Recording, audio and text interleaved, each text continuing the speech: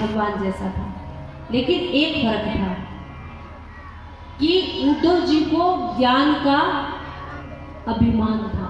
उद्धव जी ज्ञानी थे। उद्धव जी बात बात पर कहते थे कि ज्ञान ही सब कुछ है, ज्ञान नहीं तो कुछ भी नहीं। तो भगवान मन में विचार करते कि कैसे मैं बताऊं उद्धव जी को कि ज्ञान से बड़ा भी कुछ ना कुछ है। ज्ञान ही सब कुछ नहीं होता। ज्ञान से बड़ा क्या होता है? प्रेम होता है। कौन सा प्रेम होता है? ज्ञान से बड़ा वो प्रेम होता है जिस प्रेम में किसी प्रकार का छल कपट ना हो। निस्वार्थ जो प्रेम होता है वो सबसे बड़ा होता है। लेकिन कन्हैया मन में विचार करे कि कब मुझे मौका मिले और कब मैं उद्धव जी को बताऊं कि ज्ञान ही सब कुछ नहीं है। एक दिन अपने महल के अंदर बैठे थे। बैठे बैठे सामने खिड़की से यमुना नदी दूर से दिखाई दे रही थी। तब कन्हैया को याद आया कि मैं यमुना नदी के ऊपर जाया करता था, मैया यशोदा के पास में रहता था। जब यमुना नदी पर मैं जाता तो उस समय गोपियों की मटकियों को फोड़ता था। कन्हैया ने कहा, मन में विचार किया कि देखो मेरा सब कुछ गोकुल नगरी के अंदर रह गया। मैं कितने घरों में जाकर चोरी करता था, सारी गोपियां मुझे याद कर रही हूँ। ऐसे सोचते सोचते कन्हैया रोने लगे। धीरे धीरे रोए, धीरे धीरे रोए, रोते रोते रोते रोते जोर जोर से रोने लगे। सुबकियां आने लगी। पास वाले कमरे में उद्धव जी बैठे थे। उद्धव जी खड़े होकर आए, भगवान से कहा, आप रो क्यों रहे हो? कन्हैया ने कहा, मुझे गोकुल वासियों की याद आ रही है, मुझे बहुत दिन हो गए वहां से आए थे। फिर जोर जोर से रोए। कहने लगे कि उद्धव मैं तुम्हें क्या बताऊं, जैसी मेरी माँ यशोदा है वैसी माँ आज तक ना किसी की है और ना ही किसी की होगी। मेरी माँ यशोदा जैसी कोई माँ नहीं होगी।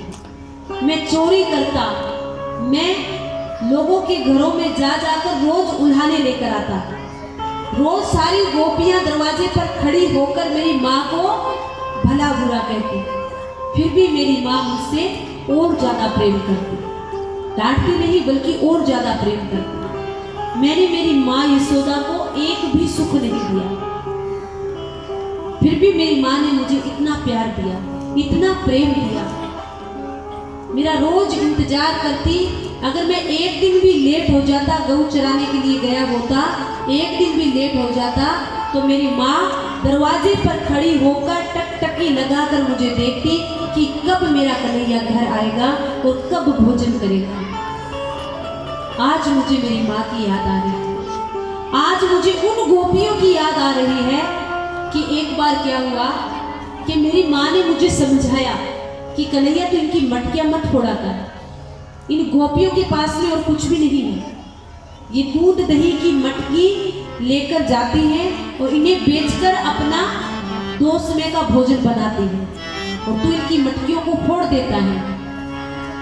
तो उस दिन के बाद में मैंने उनकी मटकियां फोड़ना बंद कर दिया। मैंने चोरी करनी बंद कर दी। जब मैं गोपियों के घरों में जाना मैंने बंद किया तो कुछ समय पश्चात, कुछ दिनों के बाद सारी गोपियां हमारे घर आई और घर आकर मेरी माँ से कहने लगी कि क्यों रे यशोदा, ये कन्हैया तेरा अकेले का नहीं है, ये कन्हैया हम सब का है।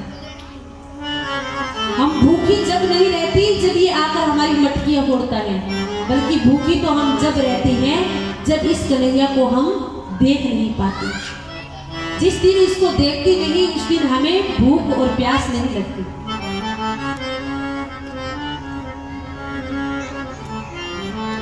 कन्हैया फिर जोर जोर से रोने लगा। तो उद्धव जी ने कहा कि आप एक बात बताइए, आप रो रहे हो, वो आपके लिए इसलिए रो रहे होंगे कि आपने उनको ज्ञान नहीं दिया। अगर आप उनको ज्ञान दे देते तो उनको रोना नहीं पड़ता। कन्हैया ने सोचा आज मौका अच्छा है, आज भी उद्धव जी ज्ञान की बातें कर रहे हैं। तो कन्हैया ने कहा, उद्धव एक काम करो, तुम जाओ और जाकर उन गोपियों को तुम ही ज्ञान दे दो। उद्धव जब जाने लगे तो उद्धव को समझाया कि ऐसे मत जाओ, ऐसे गए तो आपकी कोई बात भी नहीं सुनेगा, गोकुल नगरी से बाहर निकाल देंगे आपको। मेरे कपड़े पहन कर जाओ, जब मेरे कपड़े पहनकर जाओगे तो उनको लगेगा कि ये हमारे कृष्ण जैसा है, तब ये आपसे बातें करेंगे। तो उद्धव जी ने उस समय कन्हैया के वस्त्र धारण किए, रथ लिया और रथ लेकर गोकुल नगरी की तरफ चल गए। गोकुल नगरी में पहुंचे, वहां पर जाकर गोपियों से पूछा कि नंद बाबा का घर कौन सा है।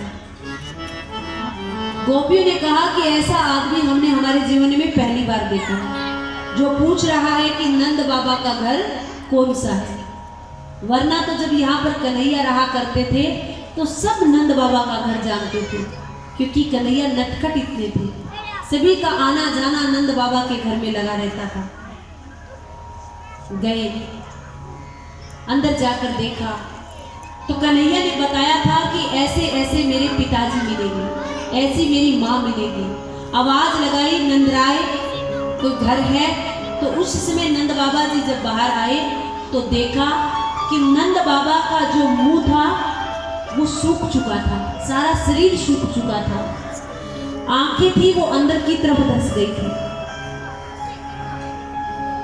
दिख नहीं रहा था अच्छे से। तो पूछा कि आप ही नंदराय हो? तो उस समय नंद बाबा ने कहा कि हाँ, मैं ही नंदराय। तुम कौन हो, कहां से आए हो?